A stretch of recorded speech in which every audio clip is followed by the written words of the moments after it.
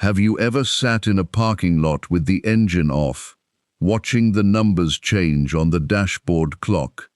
Because walking through that door meant hearing the answer. You were not stalling, the engine ticking as it cooled. Your hand still on the key. You were just holding the last minute before you knew. I want to talk to you in that minute, before anything else. Maybe it is test results that nobody has called back about. Maybe it is the interview that went quiet 3 weeks ago and you have stopped telling people you applied. Maybe it is the mortgage payment that clears at the end of next week and you already know what the account will look like the night before. Maybe it is a conversation you have rehearsed in the car a dozen times and still have not had. Maybe it is the phone lying face down beside you right now because you check it first thing and you dread what you might find. If even one of those is you, stay with me. You did not find this. It was set down in front of you while you were still deciding whether to get up. Somebody who has never met you has been carrying you in front of God this week. So please, do not go anywhere. Do not start the day yet. The coffee can finish without you standing over it. There is a name for the thing sitting on your chest this morning. You have not said it out loud in a long time. Maybe you never really have. Before this hour is over, you are going to hear that thing named out loud. Before we go any further, I want you to do 3 small things with me. Nothing anyone would notice. Put both feet flat on the floor, not crossed, not tucked under you, flat, where the floor can hold them. Now unclench your jaw. You have been holding it since before you were awake. Let the back teeth come apart. That is all. Just that. And now open both hands in your lap, palms up, not reaching for anything, not holding anything, just open. You have been gripping something since 4 in the morning, and your hands have been telling on you. Good, stay there. Outside, the windshield is starting to clear. The fog on the glass has thinned to one wet stripe near the bottom, and you can see the mailbox through it now. Nobody wiped it. The morning did that on its own, slowly, while you were in here. Here is what God says to you before you say anything back. Fear thou not, for I am with thee. Be not dismayed, for I am thy God. I will strengthen thee, yea, I will help thee. I will uphold thee with the right hand of my righteousness. Hear what he does not say there. He does not say the room is safe. He does not say the call will come back the way you want it. He says his hand is underneath you, inside the room. Read it again the way it actually reads. Fear thou not, for I am with thee. The fear is not the disqualification. The fear is the reason he says the next 4 words. Keep that verse close. In a few minutes, you are going to meet a man who was hiding when God called him brave. Here is what the next hour holds, so you know your own need is coming. We will pray over 5 things in this order. First, over what you owe, the money part. The part you do arithmetic about at night. Second, over your body, the sleep, the pain, the thing you have not gone back to the doctor about. Third, over the people at your table, and over the one who is not at it anymore. Fourth, over the thing you are afraid of, the actual one, not the polite version. Fifth, over the next 16 hours of this specific day. Stay to the end. The 4th one has your name on it, and I saved it for you on purpose. You do not have to hold it by yourself until then. Just keep it where it is a little longer. Now, let me take you to a farm in Israel, to a man threshing wheat in the wrong place. Now, S4 to foundation plus Bible story, #1 Gideon. 5:10, 13:10, 111107. Words. Somewhere along the way you picked up an idea, and I think it has been costing you. The idea is that fear is evidence. That if you were really trusting him, your hands would be steady and your stomach would be quiet and you would not lie awake doing the math. So the fear itself becomes a second problem on top of the first one. Now you are afraid, and you are ashamed of being afraid. And you cannot bring either one to God, because you think you have to fix the second before he will hear about the first. I want to take that off you this morning, and I want to do it with a story. There was a man named Gideon, and God found him hiding. You need to understand where he was, because the where is the whole point. This was the 7th year of the Midianites. Every harvest season they came up out of the east, thousands of them, with their camels and their tents, and they took everything. They did not just steal the grain, they trampled the fields on the way out, so nothing would grow again. For 7 years the people of Israel had been living in caves and cutting shelters into the sides of mountains, coming down only when they had to. Now, if you were threshing wheat in that country, you did it up high. You took it to a flat place on a ridge where the wind could reach you. You beat the grain loose, and you threw it up into the air, and the wind carried the chaff away, while the good grain fell back down at your feet. You needed open sky and moving air. That is how it worked. Gideon was not up on a ridge. Gideon was down in a winepress. A winepress was a pit cut into solid rock, waist deep, with walls all around it, made for stomping grapes so the juice would run into a lower basin. There is no wind down in a hole in the ground. So he was beating out that wheat by hand, down in a stone pit, a little at a time. Doing badly what should have taken an hour, because down in that pit, nobody on the road above could see the dust rising. Picture what he could see from in there. Rock walls a little higher than his shoulders, his own hands, blistered. A small pile of grain that was not going to be enough for the household, and a square of sky above him that he kept checking in case somebody was standing at the edge of it. Now here is what he could not see. He could not see himself. He could not see one single thing about the man he was going to be by the end of that year. And into that pit came the angel of the Lord, who sat down under an oak tree nearby, and said this to him, "The Lord is with thee, thou mighty man of valor."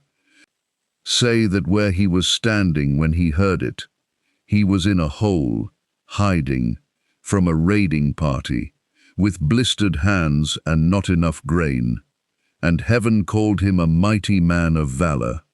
Gideon did not fall on his face and worship. Do you know what he did? He argued. He said, "If the Lord is with us, then why has all of this happened to us? And where are all the miracles our fathers told us about?" He talked back to an angel out of the bottom of a winepress. And God did not strike him down, and God did not withdraw the name. The next thing out of heaven's mouth was this, "Go in this thy might, and thou shalt save Israel from the hand of the Midianites. I am the one sending you. Go in this thy might." What might? He had no might. He had a stick and a pit and a bad harvest. The might was the sentence God had just spoken over him. That was all he was given to walk on. and it still took him a while. He asked for a sign, and God gave him one.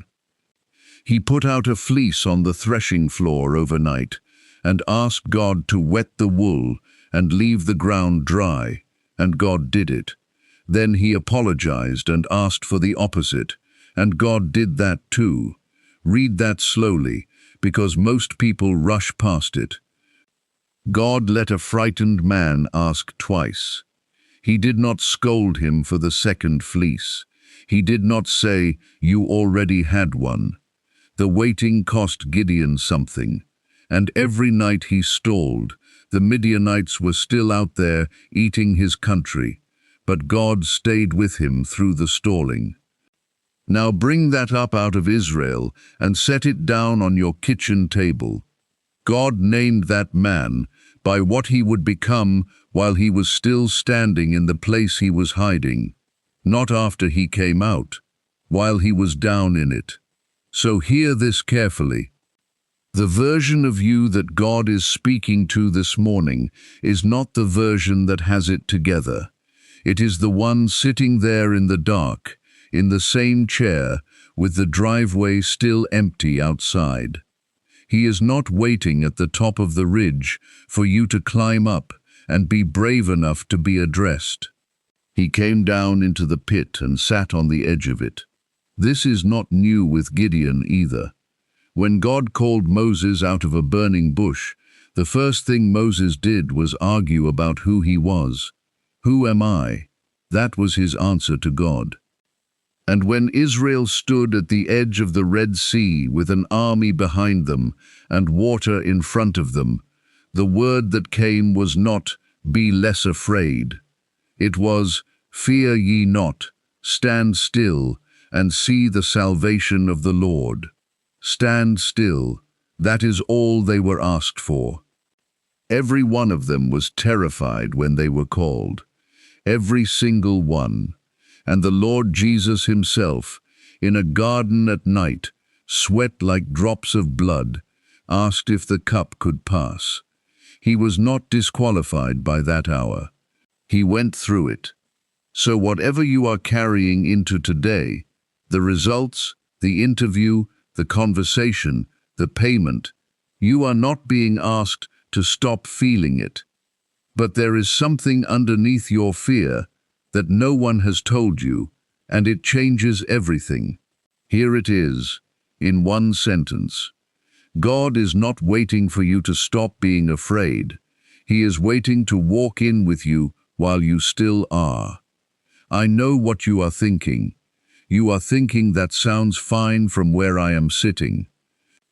You are thinking it is easy to say when it is not your test results, not your job, not your daughter on the other end of a call that does not come. You are thinking, I have heard the fear not verses. I have them on a magnet on the refrigerator, and I am still afraid, so either they do not work or something is wrong with me. I am not going to argue you out of that. I want to answer it honestly instead. Look at what God actually commands in Scripture, and look at what He never commands. He never once commands a feeling. He does not say, produce calm in your chest by Thursday morning. He says, go. He says, stand still. He says, be strong and of a good courage. Every one of those is a command to your feet, not to your nervous system.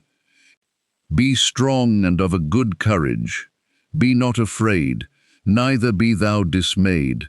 For the Lord thy God is with thee, whithersoever thou goest. Read the end of that sentence again. Whithersoever thou goest. The promise is attached to the going.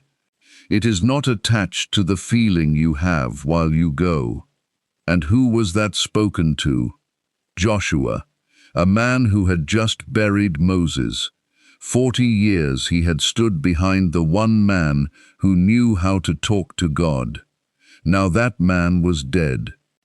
The whole weight of a nation slid onto his shoulders in a single morning. God did not tell him to feel ready. God told him 3 separate times to be courageous, which is not a thing you say to a man who is already fine. You do not repeat yourself to the confident. For God hath not given us the spirit of fear, but of power, and of love, and of a sound mind. A sound mind, not a numb one. You are allowed to be afraid and clear at the same time. Let me show you what I mean with something you already know. Think about pulling into your own driveway on a winter night when nobody left a light on inside. You cut the engine and the whole yard is black. The porch light is on, but it is one bulb over one door, and it does not reach you. It reaches the bottom step, maybe the edge of the walk. Between you and that step there is dark grass, and a stretch of concrete you cannot see at all. You know there is a crack in it. You catch your toe on it every single time. Now, you have never once sat in that car and waited for the yard to light up. You have never thought, when the whole property is illuminated, I will get out. You get out in the dark. You walk toward the little bit of light you can see, and the dark comes with you, the first few steps, and your hand is out a little in front of you. And then you are at the bottom step, and you are standing in it, and from there the next thing is lit, and the lock, and the knob, and then you are inside. The light did not remove the dark yard. It gave you exactly enough to take the next step toward it, and no more than that, and it was always enough. That is how he gives it. Thy word is a lamp unto my feet, and a light unto my path. Unto my feet, not unto the county. You have been standing in the driveway asking him to light the whole yard before you will move, and he has been holding one step at a time out to you for 11 months. Look at David, 17 years old, walking out toward Goliath. Read what he says as he goes. He talks the entire way. He is preaching to himself out loud in front of an army, and I do not think that is confidence. I think that is a boy keeping his own legs moving. He did not wait to stop shaking. He went shaking. So here is the trade I want you to make this morning. Stop asking God to take the fear away as the price of admission. Bring it in with you. Bring the whole shaking thing to the kitchen table and set it down where it can be seen. He is not going to flinch. He is not going to say, "Come back when you are stronger." He has never once said that to anyone. You do not have to be brave first. You have to be accompanied, and you already are. Now let me bring that down out of the air and put it on your kitchen table. So let us get specific, because vague comfort helps nobody at 5 in the morning. There is the mortgage. 9 years left. Every one of those payments has a date on it. And the dates do not care what kind of month you are having. There is the car payment, and the car is making that noise again, the one you turn the radio up over. There is the credit card statement that came Tuesday and is still lying there. You know roughly what it says. That is different from knowing. There is the electric bill, and it is worse in August than you budgeted for. There is the paycheck that stops before the month does. You know the exact day it runs out.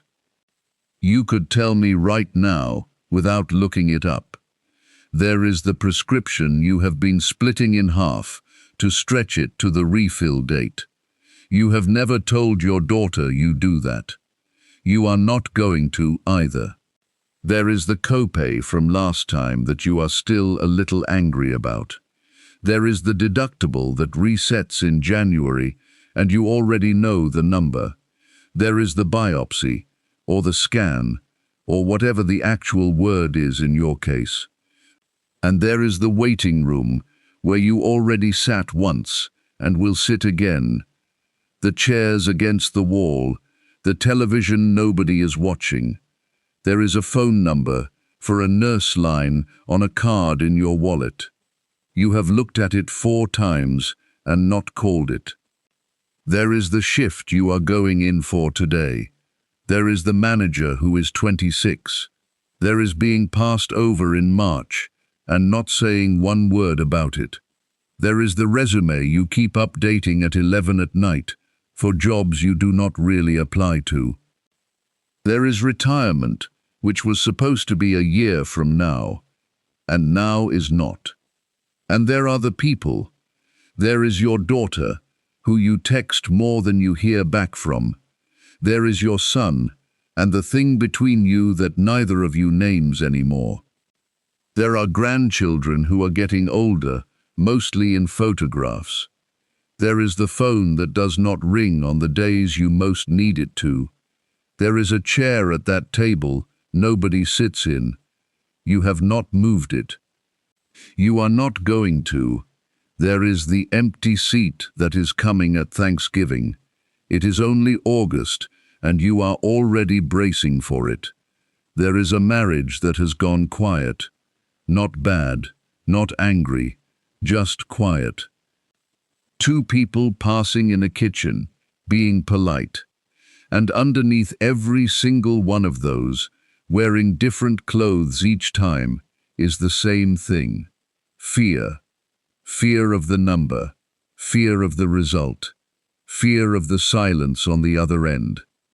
Fear that this is simply what it is now. Fear that there is not a version of this that gets better. I am not going to stand here and pretend I can fix that list. But I want to tell you about a morning on a beach.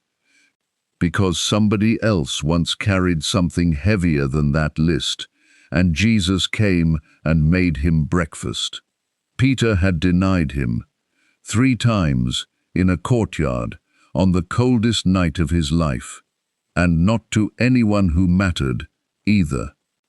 A servant girl, a man standing around, a bystander who looked at him and said, "Your accent gives you away." That was all it took, a girl and an accent. Here is the detail almost nobody tells you. Look at what he was standing next to while he did it. A fire of coals. He was warming his hands at it. That is the exact phrase John uses, a fire of coals. Peter was cold, and he wanted to be warm, and being warm meant standing where people could see his face. Then the rooster. And Jesus, across that courtyard, turning and looking straight at him. And Peter went out and wept bitterly. Now move forward. It is after the resurrection. Peter has gone back to fishing. That is what a man does when he believes the important part of his life is behind him, and that he disgraced himself in it. They fish all night and catch nothing, not one fish. 7 grown men who had done this work their whole lives, and the water gave them nothing until morning. Morning comes up grey over the water, and there is somebody standing on the shore, too far away to see clearly. "Cast on the right side," he says. They do it, and the net comes up so heavy they cannot haul it in. John says, "It is the Lord." And Peter is over the side of the boat before anyone else has moved. He does not wait for the boat. He swims. He swims 200 yards toward the man he failed. Now think about what he is expecting while he swims. He has had weeks to rehearse it. Every denier rehearses it. He is expecting to be asked why. He is expecting to be told what it cost. And when he comes up out of that lake, soaked, standing on the sand, what is waiting for him? A fire of coals, the same words, The exact same 2 words. Jesus had lit the identical kind of fire Peter had betrayed him beside, and he was cooking fish over it. And he said, "Come and dine." Peter could not possibly have missed it. The smell alone would have taken him straight back to that courtyard. He must have stood there dripping in the cold sand, in wet clothes, waiting for the sentence he had already written for himself 100 times. Here it comes. 6 other men were on that beach, and not one of them said a word. And then Jesus asked him a question, "Simon, son of Jonas, lovest thou me?" And asked it again, and a third time, one for each denial. And Peter was grieved that he asked the third time, because the third one landed exactly where it was built to land. But not one word of accusation, not one. Every question was about love, and every answer was met with a job. "Feed my sheep." Jesus handed a job to the one man on that beach who had proven he could not be trusted with it. Jesus did not rebuild the trial. He rebuilt the man, over breakfast, on a beach, at dawn, before anyone else was awake. That is what he does with the thing you are most afraid to look at. He is not the only one he has done it for, either. Elijah once sat down under a juniper tree and asked God to let him die. And God's first response was not a lecture. He let him sleep, then he fed him. Then he let him sleep again and fed him twice. Esther stood outside a door that could have cost her life. She said, "If I perish, I perish." And she went in anyway, afraid the whole way. Not one of them was fixed before they were met. So that fear that made you go quiet once, years ago, in the conversation you still replay at night. He is not building a case out of it. He is making breakfast. So let me stop explaining it. Let me pray it over you now, one piece at a time. The first one is over what you owe. Father, you already know the number at the bottom of that statement. You knew it before she opened the envelope, and you knew it the week she stopped opening them at all. You see the mortgage with 9 years still on it, and every date printed on every one of those payments.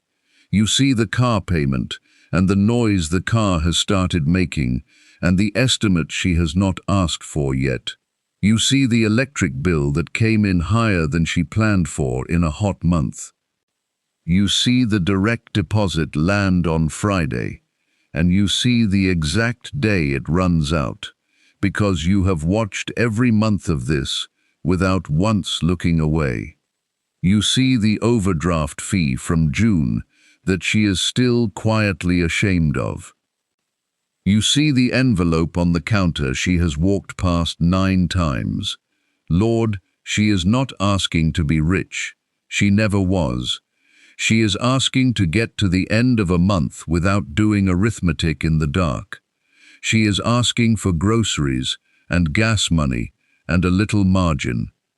Father, you fed a man beside a dry creek bed with birds that carried bread in their mouths, morning and evening. You did it one day at a time on purpose. You did not fill his cupboard for the year. You met him every single morning. Meet her that way. Not with a lump sum she can plan around, but with yourself, on the days themselves. Steady her hand over the checkbook. Quiet the 2 in the morning math. She has run those numbers 100 times, and they have never once come out different. Give her wisdom about what to pay first, and peace about what has to wait. And Lord, where there is help, she has been too proud to ask for, soften that. Let her make the phone call she has been avoiding. Let somebody offer, and let her say yes, without apologizing for it. And if that is you this morning, if you are the one whose number is the reason you cannot sleep, hear me. God is not surprised by your number. He has never once looked at a balance and reconsidered. He has not run out, and he is not going to. The second one is over your body. Father, you made her. You know how she is put together. You know what her back does when she stands up out of that chair. You know what time she woke this morning, and that it was not the alarm. You know the prescription she has been splitting in half to stretch it to the refill date. You know how many months she has been doing that without telling one living person.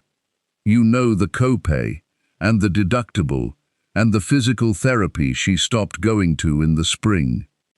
Lord, you see the biopsy, you see the scan, you see whatever the actual word is in her case.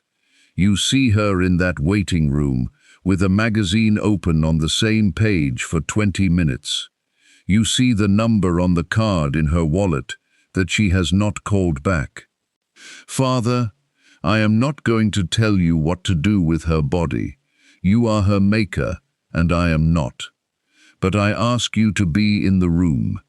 Be in the room when the phone finally rings. Be in the hallway on the way in, and in the parking lot after. Be in the car when she has to drive home, and be normal about it. Give her sleep tonight, real sleep, not the kind she gets in pieces. Give her doctor's wisdom, and give her the courage to go back and be honest about how she actually feels. Steady her when she is afraid of her own body. And if that is you this morning, if you are the one waiting on a result, hear me. What time I am afraid, I will trust in thee. Not when I stop being afraid. What time I am afraid. The verse assumes the fear. God assumes it too. You can be terrified and held at the same time. He is with you in the waiting room. The third one is over the people at your table. Father, you know every name she carries, and how long she has carried each one. You know her daughter, and how the texts go out longer than they come back. You know her son, and the thing between them that neither one will say out loud. You know the grandchildren, growing up mostly in photographs on a phone screen. You know the chair at that table nobody sits in, and that she has not moved it. You know she is not going to move it, and you have never asked her to. You know the seat that will be empty at Thanksgiving, and that it is only August, and she is already bracing. Lord, you know the marriage that has gone quiet. Not angry, just two people being polite in a kitchen at 7 in the morning. She would not call it a crisis, and that is exactly why nobody has ever prayed about it. So I am praying about it now. Father, do the thing she cannot do. Go where she is not welcome right now. Be in the conversation she is not part of. Where she has said too much, cover it. Where she has said nothing for years, open her mouth. And Lord, protect her from spending this whole morning on people who are not thinking about her. Give her one honest exchange today with somebody who means it. And if that is you this morning, if there is a name you have carried so long you stopped saying it out loud, hear me. He knows the name. He has known it the whole time. You are not the only one still holding on to that person. The fourth one is over the thing you are afraid of. Father, here it is. Not the polite version she would give if somebody asked her at church. The real one. The one that arrives before she is fully awake and sits down on her chest. You know exactly what it is. She has never once had to explain it to you. Lord, she has been carrying it alone for 11 months. She has gotten good at the face she makes so that nobody asks. She has answered, "I'm fine," so many times that it comes out of her automatically now. Father, you called a man hiding in a winepress a mighty man of valor. Do that here. Speak over her the thing she cannot see about herself. Jesus, you knelt in a garden at night and asked if the cup could pass. You knew exactly what was ahead of you, and you went in anyway. You are not a stranger to this. You have been afraid in a body. So I am not asking you to remove the fear before you come near. I am asking you to come near while it is still there. Walk into the room with her. Walk into the day with her. Give her enough light for one step, and then the next one, and let that be enough. Where the fear is telling her a story about the future, close its mouth. Where it has hardened into a habit, break the habit gently, and do not shame her on the way. And if that is you this morning, if you are afraid of a specific thing and have never said it out loud, hear me. The Lord is my light and my salvation. Whom shall I fear? When thou passest through the waters, I will be with thee. Through, not around. He does not promise dry ground. He promises company. You are not walking in there by yourself. The fifth one is over the next 16 hours. Father, this is the part she is actually dreading. Not the abstract future, today, this one. Be with her in the next 20 minutes, when the house wakes up and the noise starts. Be with her in the car, at the light where she always sits too long. Be with her on the shift, and with the manager who is 26. Be with her in the break room, where she eats alone and scrolls. Be with her at 11 o'clock, when the phone might ring. Be with her at 2 in the afternoon, when the coffee has worn off and the thoughts come back. Be with her at the grocery store, in that aisle, doing the mental total before the register. Be with her on the drive home in the dark, when there is nobody left to perform for. Be with her at the front door. Be with her at the sink, and at the table, and in the last hour before bed when she picks the whole thing back up. Lord Jesus, let her lay it down before her head hits the pillow tonight. Give her one small mercy today that she did not plan for and cannot explain. Something ordinary, something that makes her look up from what she is doing. And if that is you this morning, if you have already run today in your mind and it exhausted you, hear me. Be strong and of a good courage. Fear not, nor be afraid of them. For the Lord thy God, he it is that doth go with thee. He does not send you into today. He goes. Now be still a moment. There are things he has already said to you that you have never heard slowly. If the Father could sit down on the edge of that bed this morning, Scripture already tells us what he would say. Hear it in his words. Daughter, I see you. I have seen you the entire time. I was there in the parking lot when the engine was ticking as it cooled and you would not reach for the handle.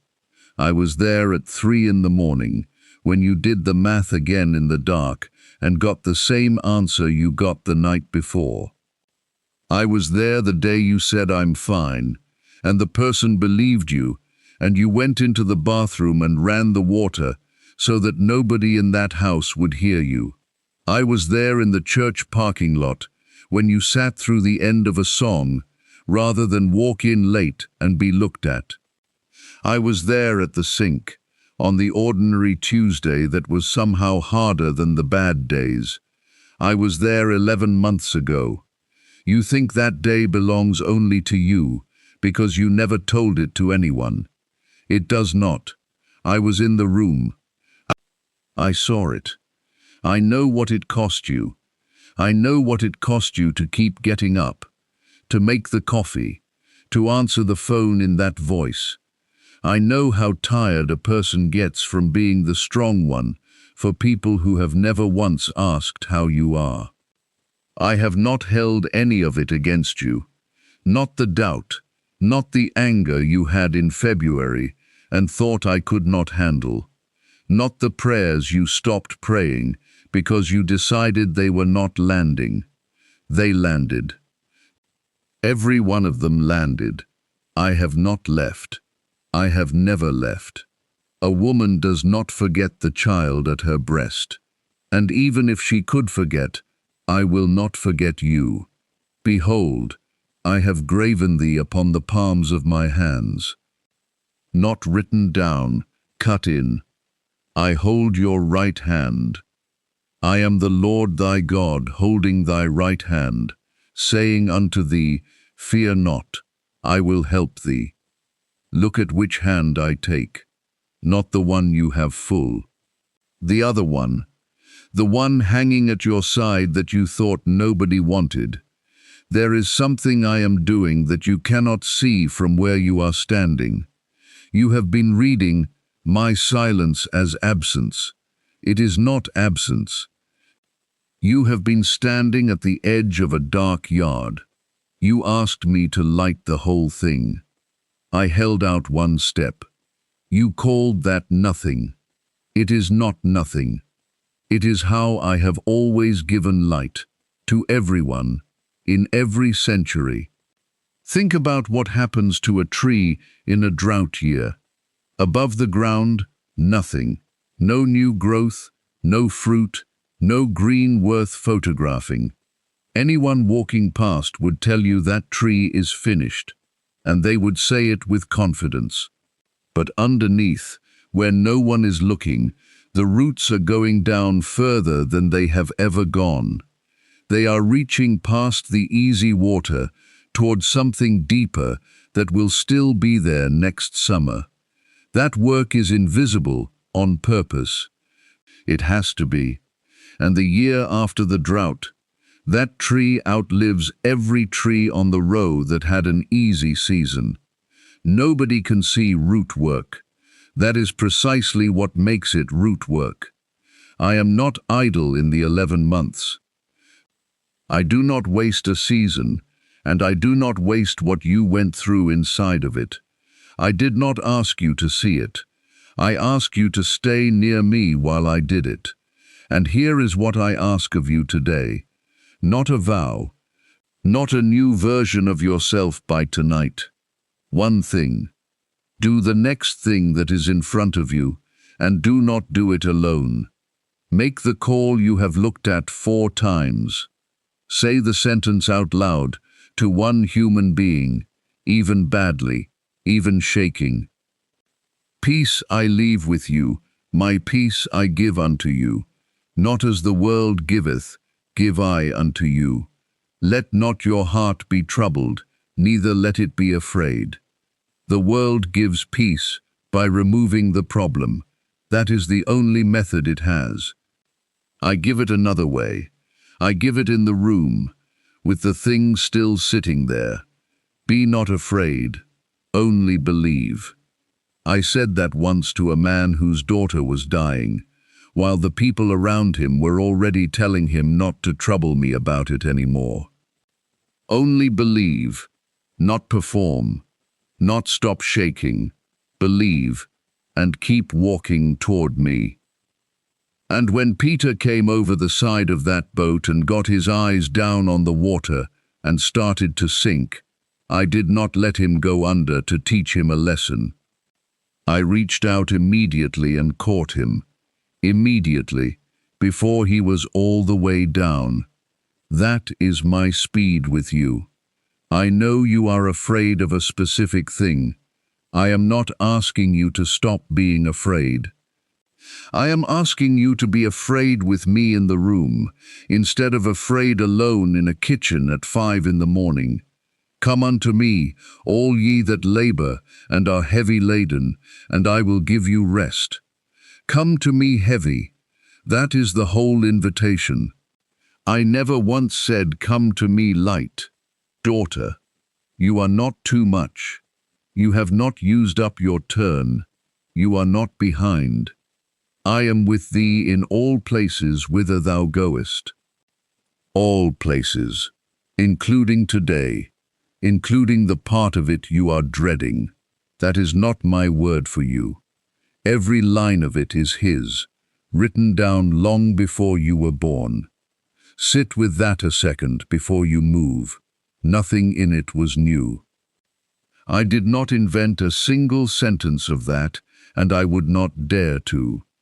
Every one of those lines was written and true before you were born and before your mother was born, before there was a Dayton or an Ohio or a country to put them in. He has not said one thing to you this morning that he has not been saying for 3,000 years. The only thing that changed is that you were awake early enough to hear it slowly. Now it is your turn to speak. Say these next words out loud, even if your voice shakes. Out loud, in your own kitchen, even quietly. Nobody is listening but him, and he already knows your voice.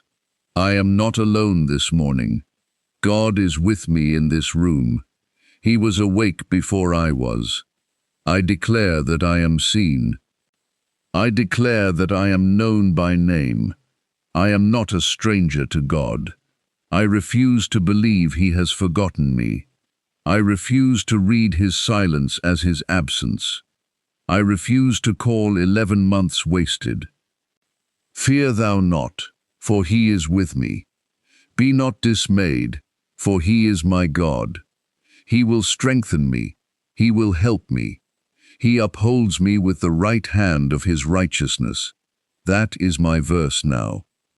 I am saying it in my own mouth, in my own kitchen. I am upheld, right now, today, not when I feel better, now. I declare that fear is not proof of unbelief. I am afraid, and I am still his. Both of those are true. Only one of them lasts. God has not given me a spirit of fear. He has given me power and love and a sound mind. I have a sound mind. I am not falling apart. I am not losing my grip on anything. I declare that I do not need the whole yard lit. I have enough light for one step. I will take the step I can see. Then I will take the next one. I will not sit in the car waiting to feel brave. I receive what he is doing where I cannot see it. I receive the work done in the 11 months. I receive being carried on days I cannot carry myself. There is no shame in being carried. I refuse to do this day alone. I refuse to walk out that door by myself. The Lord my God, he it is that goes with me. He does not send me. He comes. I declare over what I owe. Jesus knows what it is to have nothing. He owned no house and no field. God is not surprised by my number. He has never looked at it and changed his mind about me. I am not my balance. I am not the worst month I ever had. I am his. He has fed people with less than this. I declare over my body. What time I am afraid, I will trust in him. He is in the waiting room. He is in the hallway and in the parking lot after. He is in the car, on the drive home. He knows what the result is already. He is not anxious about it. He will not leave me alone with it. Jesus knows what it is to be in a body. He knows what dread does to a person at night. He is not far off from this. I declare over my people. He knows every name I carry. He knew them before I did. He has never once gotten one wrong. He is going where I am not welcome. He is in the conversation I am not part of. I am not the only one still holding on to them. Jesus is praying for them right now. He has never stopped, not for 1 hour. He is not tired of hearing those names. Neither am I. I declare over the thing I am afraid of. God knows the real one, not the polite version I give people. I do not have to explain it to him. He walks in with me while it is still there. The Lord is my light and my salvation. Whom shall I fear? When I pass through the waters, he is with me. Through, not around. I will not be dismayed. Like Daniel, in a den, with the door already sealed. They shut that stone before God did anything. He was not spared the lions. He was kept among them. Like 3 men who said, "Our God is able to deliver us. But if not, we will still not bow." But if not, I can say that too. I do not require the outcome to keep believing. I will trust him if it goes the way I want. I will trust him if it does not. That is my declaration, and I mean it. I am not asking to be brave. I am asking to be accompanied, and I already am. I declare that today is not too big. It is one day. It has an end. The next 16 hours belong to him. The morning, the drive, the 11 o'clock, the long part of the afternoon, the aisle at the store, the drive home in the dark, the last hour before bed, when it comes back. He is in all of it. Every hour of today has him in it. I will lay it down tonight. I will not pick it back up at 2 in the morning, and if I do, he will be awake. He has always been awake. I am his. Jesus is mine. He has graven me on the palms of his hands. He is not going to lose me. Nothing about me has been misplaced. I am upheld. I am not alone. I have never been alone. Not in the car, not in the kitchen, not at 3 in the morning. He is here. He is here. He is here. One thing left before you go, and it is the part you carry into the day. So go on into it now. The house is going to start moving in a few minutes, and you will be needed. May the God who found a frightened man hiding in a winepress and called him valiant go with you out that door today. May he be in the car with you. May he be there at the light, where you always sit too long. May he steady you at 11 o'clock, whether the phone rings or does not ring. May he give you one small mercy this afternoon that you did not plan and cannot explain. Something ordinary, something that makes you look up. May he hold your right hand, the empty one, through the long part of the day. May he keep your mind quiet in the aisle at the store. May he keep your shoulders down at the table tonight. May he be in the house when it is loud, and in the house when it is too quiet. May he quiet the thing that starts up in your head at 11 at night. May he give you real sleep, the kind you have not had in a while. And in the hour when you would have picked all of it back up again, may you find that you have already set it down. May the Lord bless thee and keep thee. May he make his face shine upon you and be gracious unto you. May he lift up his countenance upon you and give you peace. You are not walking into today by yourself. You never were. Not once, in 11 months. In Jesus' name, amen. Now before you go, I want to ask you for one thing, and it takes 10 seconds. Type a first name in the comments. Just the first name of the person you are carrying today. Nothing else. No explanation. no story. Somebody is going to scroll past that name at 6 in the morning, in a kitchen, 4 states away. They are going to stop and pray for a stranger they will never meet. You will never know who did it. They will never know your story or what that name costs you. That is how this works. That is the whole thing. It has been happening under these videos every morning for a long time. Names nobody famous ever prayed over. Names that got prayed over anyway. And if you are the one who needs it this morning, put your own name down. There is no shame in that. Some mornings, you are the one being carried. Some mornings, you are the one being carried. Some mornings, you are the one being carried.